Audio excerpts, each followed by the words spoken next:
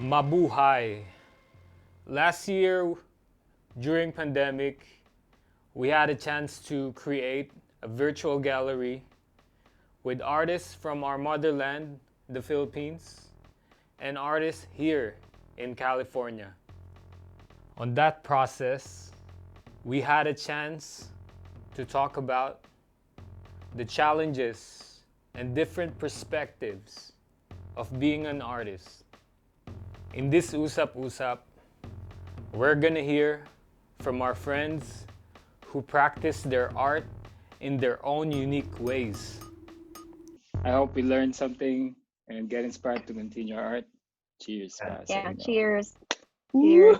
Cheers. Cheers. Cheers.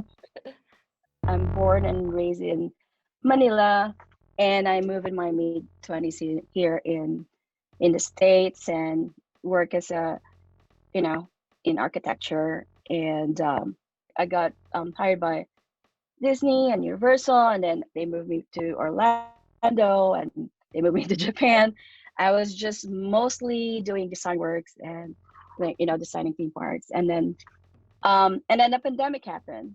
So and so because of that, I have to move back to LA because that's where my family is. And I think I just have to do replanning of what I have to do in my life. And one of those things is like going back to basics and you know working on my artwork. I felt like that process is it created a space for me to do some self-improvement. So I've been doing this passion of mine for as long as I can remember. And it does bring me great joy to be able to exercise this and share it with people. I feel like a lot of my influences are from like the local street art. It really like condensed all my influences into like this one particular style where it matches like street art, graffiti, and a lot of spirituality and philosophy. And it kind of has like this really raw appeal to it. And it's mine, and like no one can take it away from me, you know what I mean? Like this is my thing, and it's kind of selfish for me, but for a minute it was just like, this is my art. And then it took me a while to kind of come into it and like share it with people, where it was just like, it was difficult for me to be criticized about it. Do you know what I mean? Like, it's just like, you should do it like this, or like what's it about? And then it started to really evolve when I started to do like live art with people and with the public. And I was like, I was like, let me just step out and like, let me see how this feels painting in front of a person, and absorbing the energy from the people around me and the music and and the environment. And it started to really, really change. And now I'm at a point where I'm like, I'm just happy with how it comes out.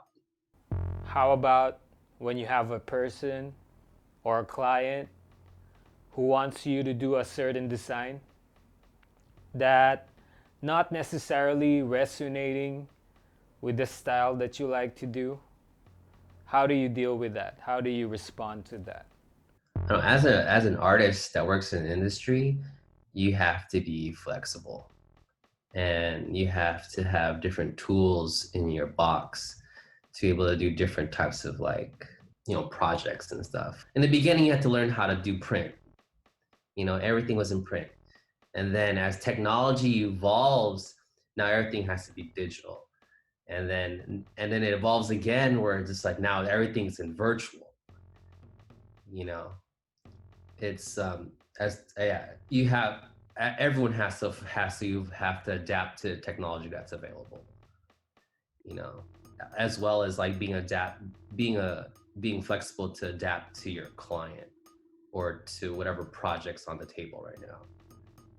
As an artist, like, everyone has an ego. It's like, I have a pride in my work. Like, I'm not gonna forsake it for anyone. But then again, like, it's work. You know what I mean? Like, I was like, all right, I'm gonna tone it down. Like I'm gonna do it differently, and so I can, you know, appease the conditions of the project or the client or whoever I'm working for at the time and stuff. That's the name of the business. Like if you can't do it, someone else, they're gonna pay someone else to do it. You know, and which is like the painful part about being an artist in this industry. Yeah, like, you know, they're not people who's calling the shots are not gonna really care. We'll just pay someone else to do it. As an artist, to survive, you have to do it all. That's how I feel like through the experiences that I've been through. And damn, it's tough. It's tough when you have to, for sake, you know, your creativity, to appease like the other person and stuff. But that's what it takes to survive. I don't know, what do you guys think? Let's talk more on the next video. Don't forget to subscribe. Hit that like and share. You know what to do. See you on the next video.